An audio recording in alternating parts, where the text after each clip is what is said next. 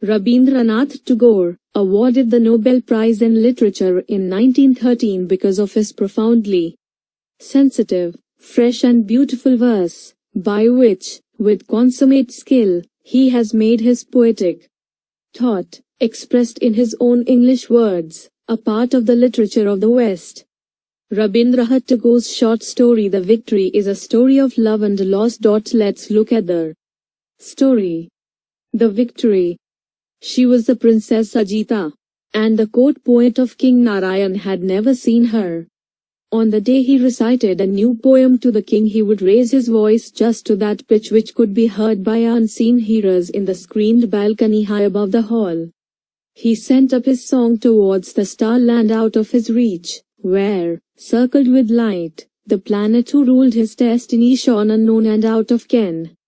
He would espy some shadow moving behind the veil. A tinkling sound would come to his car from afar, and would set him dreaming of the anchors whose tiny golden bells sang at each step. Ah, the rosy red tender feet that walked the dust of the earth like God's mercy on the fallen. The poet had placed them on the altar of his heart, where he wove his songs to the tune of those golden bells. Doubt never arose in his mind as to whose shadow it was that moved behind the screen, and whose anklets they were that sang to the time of his beating heart. Manjari, the maid of the princess, passed by the poet's house on her way to the river, and she never missed a day to have a few words with him on the sly. When she found the road deserted, and the shadow of dusk on the land, she would boldly enter his room, and sit at the corner of his carpet. There was a suspicion of an added care in the choice of the color of her veil, in the setting of the flower in her hair. People smiled and whispered at this, and they were not to blame. For Shekhar the poet never took the trouble to hide the fact that these meetings were a pure joy to him. The meaning of her name was the spray of flowers. One must confess that for an ordinary mortal it was sufficient in its sweetness. But Shekhar made his own addition to this name, and called her the spray of spring flowers. And ordinary mortals shook their heads and said, "Ah, me." In the spring songs that the poet sang, the praise of the spray of spring flowers was conspicuously reiterated. And the king winked and smiled at him when he heard it, and the poet smiled in answer. The king would put him the question, "Is it the business of the bee merely to hum in the court of the spring?" The poet would answer, "No, but also to sip the honey of the spray of spring flowers." And they all laughed in the king's hall. And it was rumored that the Princess Akita also laughed at her maid's accepting the poet's name for her, and Manjari felt glad in her heart. Thus truth and falsehood mingle in life, and to what God builds man adds his own decoration. Only those were pure truths which were sung by the poet.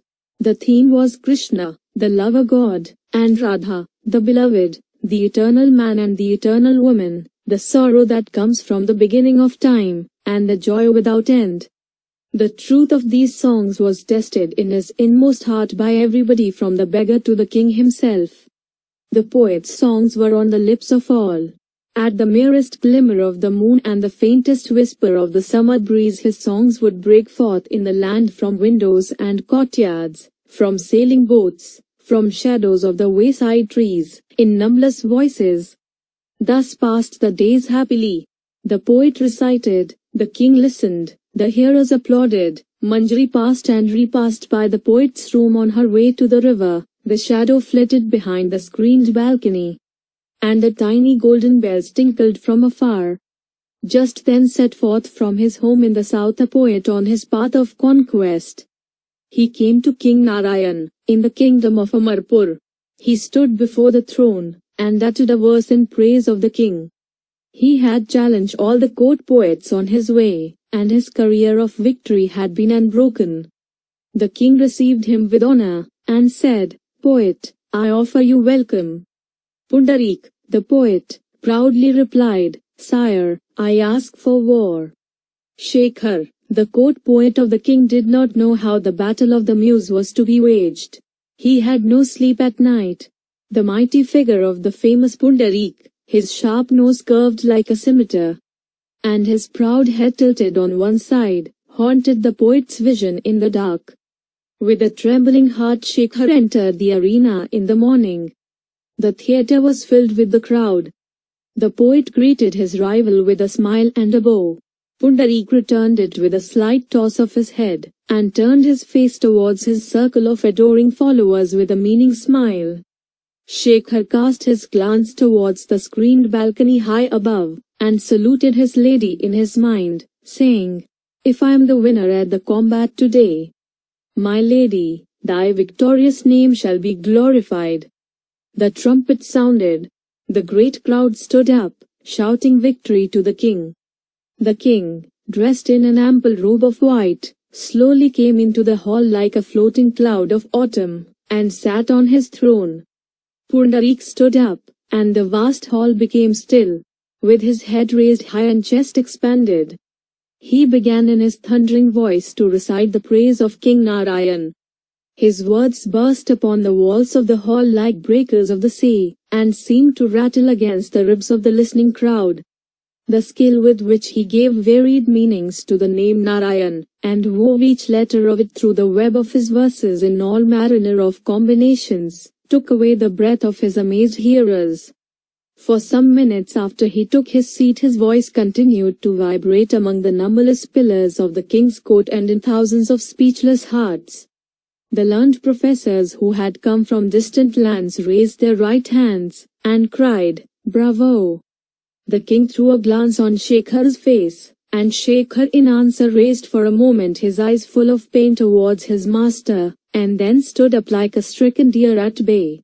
His face was pale, his bashfulness was almost that of a woman, his slight youthful figure, delicate in its outline, seemed like a tensely strung veena ready to break out in music at the least touch. His head was bent, his voice was low, when he began. The first few verses were almost inaudible. Then he slowly raised his head, and his clear sweet voice rose into the sky like a quivering flame of fire. He began with the ancient legend of the kingly line lost in the haze of the past, and brought it down through its long course of heroism and matchless generosity to the present age. He fixed his gaze on the king's face, and all the vast and unexpressed love of the people for the royal house rose like incense in his song, and enwreathed the throne on all sides. These were his last words when, trembling, he took his seat. "My master, I may be beaten in play of words, but not in my love for thee." Tears filled the eyes of the hearers, and the stone walls shook with cries of victory. Mocking this popular outburst of feeling, with an august shake of his head and a contemptuous sneer, Pundarik stood up, and flung this question to the assembly: "What is there superior to words?" In a moment the hall lapsed into silence again. Then, with a marvelous display of learning, he proved that the word was in the beginning, that the word was God. He piled up quotations from scriptures, and built a high altar for the word to be seated above all that there is in heaven and in earth. He repeated that question in his mighty voice: "What is there superior to words?" Proudly he looked around him. None dared to accept his challenge, and he slowly took his seat like a lion who had just made a full meal of its victim. The pundits shouted, "Bravo!" The king remained silent with wonder, and the poet Shekhar felt himself of no account by the side of this stupendous learning. The assembly broke up for that day. Next day Shekhar began his song. It was of that day when the pipings of love's flute startled for the first time the hushed air of the Vrinda forest. The shepherd women did not know who was the player or whence came the music. Sometimes it seemed to come from the heart of the south wind, and sometimes from the straying clouds of the hilltops. It came with a message of tryst from the land of the sunrise, and it floated from the verge of sunset with its sigh of sorrow. The stars seemed to be the stops of the instrument that flooded the dreams of the night with melody. The music seemed to burst all at once from all sides, from fields and groves, from the shady lanes and lonely roads, from the melting blue of the sky, from the shimmering green of the grass. They neither knew its meaning nor could they find words to give utterance to the desire of their hearts. Tears filled their eyes, and their life seemed to long for a death that would be its consummation. Shekhar forgot his audience, forgot the trial of his strength with a rival. He stood alone amid his thoughts that rustled and quivered round him like leaves in a summer breeze, and sang the song of the flute. He had in his mind the vision of an image that had taken its shape from a shadow, and the echo of a faint tinkling sound of a distant footstep. He took his seat. His hearers trembled with the sadness of an indefinable delight, immense and vague, and they forgot to applaud him. As this feeling died away, Pundarik stood up before the throne and challenged his rival to define who was this lover and who was the beloved. He arrogantly looked around him, he smiled at his followers and then put the question again, who is Krishna, the lover, and who is Radha, the beloved? Then he began to analyze the roots of those names, and various interpretations of their meanings. He brought before the bewildered audience all the intricacies of the different schools of metaphysics with consummate skill. Each letter of those names he divided from its fellow, and then pursued them with a relentless logic till they fell to the dust in confusion, to be caught up again and restored to a meaning never before imagined by the subtlest of wordmongers. The Pandits were in ecstasy, they applauded vociferously, and the crowd followed them, deluded into the certainty that they had witnessed, that day, the last shred of the curtains of truth torn to pieces before their eyes by a prodigy of intellect.